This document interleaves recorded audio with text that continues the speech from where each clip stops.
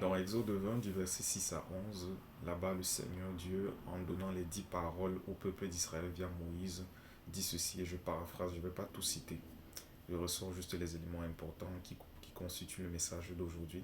Il dit, tu travailleras 6 jours et tu feras ton ouvrage, mais le septième jour est le jour du repos que le Seigneur a sanctifié.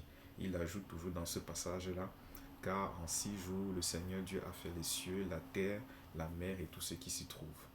Donc, ici, quand le Seigneur Dieu parle du travail, il est en train de faire comprendre que quiconque croit en lui et dans la nouvelle alliance, quiconque est né de nouveau, quiconque est son enfant, quand il travaille, ce n'est pas d'abord pour obtenir un gain quelconque ou un salaire, non, c'est pour imiter son Père. C'est pour ça que le Seigneur Dieu s'est présenté en référence, en disant, car en 6 jours, l'Éternel a fait les cieux, la terre, la mer et tout ce qui s'y trouve.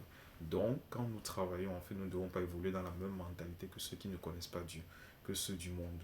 Nous travaillons d'abord parce que le travail pour nous est un acte d'obéissance à Dieu par la foi. Dans ce sens-là que quand nous travaillons, nous sommes agréables à Dieu et Dieu est partie prenante de notre travail. C'est même lui qui nous conduit et qui nous supervise.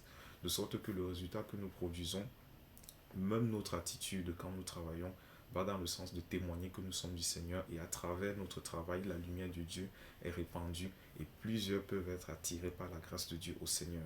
C'est pour ça que le Seigneur Jésus dit dans Matthieu 5 au verset 16 que votre lumière luise ainsi devant les hommes afin qu'ils voient vos bonnes œuvres et qu'ils glorifient votre Père qui est dans les cieux.